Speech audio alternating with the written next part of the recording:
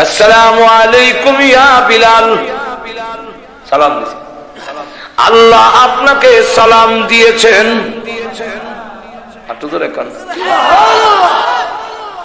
আল্লাহ বলেছেন আপনাকে আল্লাহ ভালোবাসেন।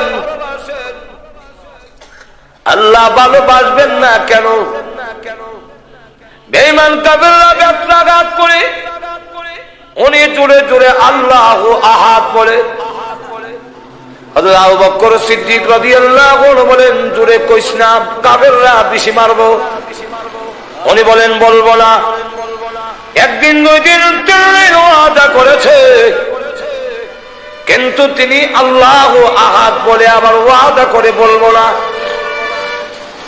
আবু বকর সিদ্দিক রাদিয়াল্লাহু আনহু বলেন, বিলাল আমার সাথে ওয়াদা করো, কিন্তু আবার জোরে জোরে আল্লাহু আহাদ বলো কেন? আস্তে বললেই হয়। এমনি বিলাল বলেন, হ্যাঁ আবু বকর সিদ্দিক, ওই বেঈমান কাফেররা যখন আমাকে ব্যত্রাঘাত করে আর আমি আল্লাহু আহাদ বলি, তখন এত মজা, এত মধুর লাগে।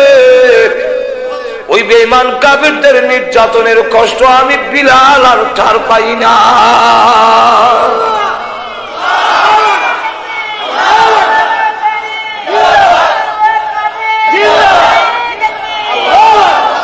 হযরত বিলাল রাদিয়াল্লাহু আনহু তুই আল্লাহরে ভালোবাসা। ও আজরাইল, যাও আমার বিলালের কাছে গিয়ে বলো আমি আল্লাহ তাকে ভালোবাসি। আজরাইল আলাইহিস সালাম বলেন, ও বিলাল রাদিয়াল্লাহু আনহু, আল্লাহ আপনাকে ভালোবাসেন, এই কারণে আবার বললেন না যে আগামী বৈশাখ মাস হয় না, রেডি হয়ে যান, রূহ বের করা হবে। হযরত বিলাল রাদিয়াল্লাহু আনহু বলেন, না, রেডি হওয়ার সময় দেওয়ার আমার দরকার নাই, কারণ তুমি জানো না আজরাইল মুসলমান, খাঁটি মুসলমান তার নাম যে মৃত্যুর জন্য 24 ঘন্টাই প্রস্তুত থাকে। এখন আমাকে সময় দিতে হবে না, আমি রেডি আছি। তবে ওই বেঈমান কাফেররা আমাকে যখন মারত, আমি মনে করতাম আজকের এই দিন আমার জীবনের শেষ দিন, আজকে আমার জীবন শেষ হয়ে যাবে। এই বলে আমার জীবন শেষ, শহীদ হয়ে যাব। কিন্তু শাহাদাত বরণ করা আমার কপালে নাই, আমার ভাগ্যে নাই, শহীদ হতে পারি নাই। তাই এখন আপনার কাছে দরখাস্ত, আল্লাহ রাসূল বলেছেন আল্লাহ যাকে ভালোবাসেন মরণের সময় যদি কোনো দরখাস্ত করে, ওই দরখাস্ত পূরণ না হইলে আজরাইল তার গায়ে হাত লাগায় না। আমার আকাঙ্ক্ষা, আমি এখন এমন ভাবে মরব, আমি আল্লাহর গোলাম, আল্লাহ আমার মনিব, আমি আল্লাহর কুদরতি পায়ের মধ্যে সিজদা দিয়ে পড়ে থাকবো, আর তুমি আমার রূহ বের করবে। আমি এখন 4 রাকাত নামাজের নিয়ত বানবো। প্রথম রাকাতে রূহ বের করো, হাত দিও না। দ্বিতীয় রাকাতে হাত দিও না, তৃতীয় রাকাতে হাত দিও না, চতুর্থ রাকাতের প্রথম সিজদায় হাত দিও না। শেষ সিজদায় যখন পড়বো, আল্লাহর কসম করে বলি, রূহ বের না করা পর্যন্ত আমি বিলাল আর জমিন থেকে মাথা উঠাবো না। আমার রূহ বের করে। আল্লাহ রাব্বুল আলামিন বলেন, আজরাইল বিলালের দরখাস্ত মঞ্জুর হয়ে গেছে। সাজদারত অবস্থায় ওরা রূহ বের করা হলো। তাহলে 24 ঘন্টা মৃত্যুর জন্য যাতে প্রস্তুত থাকি, আল্লাহ এই কারণে আমাদের মরণটাকে লুকে রেখে দিয়েছেন। মেনে নিলাম আপনি তবলিগে গেলেন গে 3 চিল্লায়, আর বাকি আকাম কুকাম করলেন, আর গে তওবা করে নিলেন 3 চিল্লা, সব মাফ করে নিলেন, মানলাম, মাফ করে নিলেন, আল্লাহ তওবা কবুল করলেন। কিন্তু 3 চিল্লা 4 মাস আপনি কি আমল করবেন? গোশ ছাড়ো, নাচ গান ছাড়ো, মদ ছাড়ো, সব জিনা ছাড়ো, সব বেপরদা ছাড়ো, সব ছেড়ে দিয়া নামাজ পড়ো, দাড়ি রাখো, টুপি লাগাও, পাঞ্জাবি লাগাও। মরার পরে কিন্তু পাঞ্জাবি লাগাইতেই হবে, হুজুরের পোশাক তোমার লাগাইতেই হবে। জোরে কণ্ঠে ঠিক না? তো ওই মরার পরে লাগাইলে কোনো কাজ হইতো না, এখন থেকে লাগাও। একটু জোরে কান্না। তুমি মাথার দাও, দাড়ি রাখো, পাঞ্জাবি লাগাও, সুদ খাইও না, ঘুষ খাইও না, জিনা করো না, নাচ গান করো না, বেপরদা হইও না, নামাজ পড়ো। এর অর্থ হলো আমি মৃত্যুর জন্য প্রস্তুত। যেরকম ঠিক কিনা? এইভাবে মৃত্যুর জন্য প্রস্তুত থাকতে পারলে আজকে মরলাম না, কালকে মরলাম না, পরশু মরলাম না, তরশু মরলাম না, এইভাবে যখন হবে তখন দেখা যাবে 60-70 বছর, 80 বছর, 100 বছর আমার মৃত্যু হইল না, কিন্তু আমি প্রতিদিনই মরণের রেডি নিলাম। এই যদি হয় তখন দেখা যাবে 60-70 বছরে আমার আমল নামায় উহুদ পাহাড়ের মতো কোটি কোটি পাহাড়ের সমান সওয়াব লইয়া আমি মহান আল্লাহর দরবারে হাজির হতে পারব।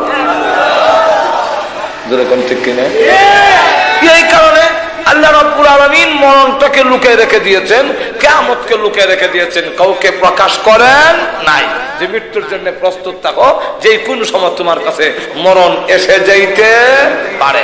এক হাদিসের মধ্যে আছে ইয়াকিফু আলাল বাব খামসা মাররাত, প্রত্যেকটা মানুষের দরজায়, প্রত্যেকটা মানুষের গেটে, প্রত্যেকটা মানুষের সাথে সাক্ষাৎ করার জন্য আজরাইল 5 বার প্রত্যেকের দরজায় হাজির হয়। কবার হাজির হয়? আর তো ধরে কম। আজকেও আজরাইল আমার সাথে 5 বার দেখা হয়েছে, আপনাদের সাথে 5 বার দেখা হয়েছে। প্রত্যেকটা মানুষের দ্বারে দ্বারে, প্রত্যেকটা মানুষের দরজায় আজরাইল যদি 5 বার আয়া হাজির হয় আর দেখা করে আমার টাইম হয়েছে কিনা, লোকে মাহফুজের ছবি লইয়া আমরা দেশের যে পেট্রোল ডিউটি করে পুলিশে, এরা কিন্তু কিছু থানার মাঝে দাগি লোক আছে, দাগি লোকের একটা লিস্টে আছে। আর তো ধরে এই পুলিশরা যদি আন্তরিক হয় ডাকাতি বন্ধ হবে। কিন্তু আমাদের প্রশাসন অনেক সময় আরো ডাকাত বানায়। কেমনে বানায়? রাস্তার এক জায়গার মধ্যে গাছ ফলাইছে, গিয়া কইলে আইতে আইতে এরা গিয়া ডাকাতি করে বাইর গিয়া হাত পাও ধুইয়া ঘুমে থাকে। পরে যায় একটা দুঃসারে বেলে গিয়া গিয়া এখানে তাবালিং দিয়ে আরেকবার বাড়িছিল সব করতো। এইবারে বইরা নিয়া লটকায়া বাইরিয়া কইলো যে কে আসিল, কবিলে কে আসিল, পেশাব কিন্তু জমা বেন্দা করে নাই।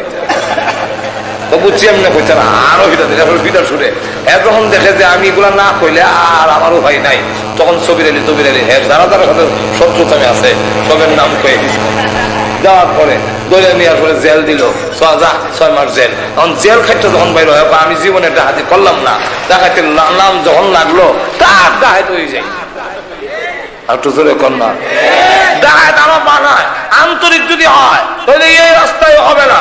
এর কারণ কোন জায়গায় কোন গ্রামে কটা ডাকাত আছে, কটা ইয়ে করে, এখানে গাছ কেলা হলায়, সান্দের মুখে গাছ কেলা হলায়, ওইখানে মোল্লাবাড়ির এখানে গাছ কেলা হলায়, অমুক জায়গায় গাটুরা যাইবার আগে মীরবাড়ির এখানে গাছ কেলা হলায়, এখানে গাছ কেলা কেলা হলায়, পুলিশের তালিকা আছে, সাবধান আছে। ওরা যদি আন্তরিক হয়ে যায় তাহলে এই দেশের একটা না হয়তো গাছ ফলাইতে পারবে না। বুঝেন না? এরা জানে তো মাজুর এখন ঠিক নেই, কারণ তার মধ্যে সবের লিস্টই আছে। কে ডাকাতি করে, কে চুরি করে, কে গাঞ্জা খায়, কে ইন্ডিয়ার মাল নামায়। ইন্ডিয়ার বর্ডারও ধরতো না, ধরবো বিশ্ব রোডের মোড়। মাজুর এখন ঠিক তো বর্ডারও ধরো না বিডিআর, অকল বিডিআর একা হাতে বিশ্ব রোডের মোড়ের সামনে দেখছেন না মনে হয় আপনারা? আমরা তো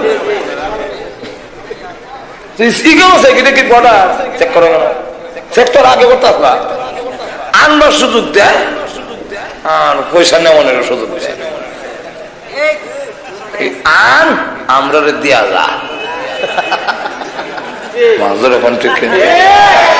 এখন এইগুলো আমাদের পরিস্থিতি, কথা বুঝছেন? এখন যদি আন্তরিক হয় তাহলে ডাকাত চুরি ডাকাতি বন্ধ হয়ে যাবে। এই ডিউটি যারা করে, তো যারা ডিউটি করে এর কাছে অনেক সময় থানা থেকে আইবার সময় কিছু দাগের লোকের নাম লইয়া এর ধরত।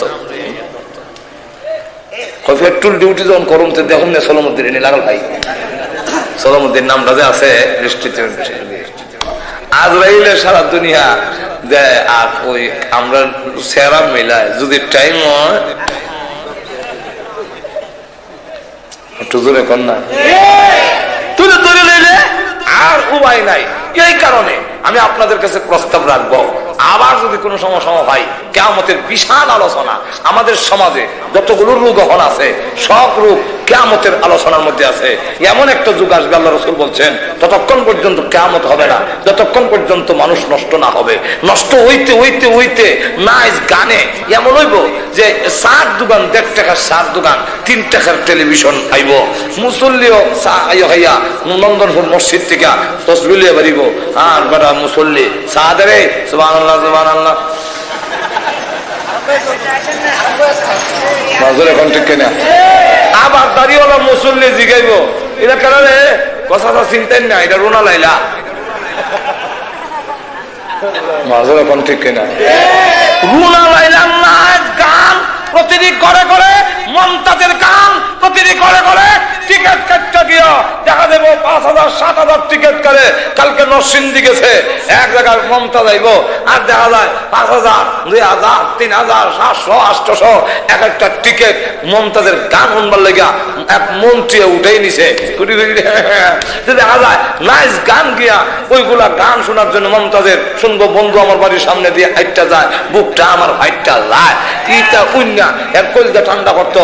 এমন এক যুগাইব গান বাজনা নাইস এমন হবে, প্রতিটি ঘরে ঘরে চলবে।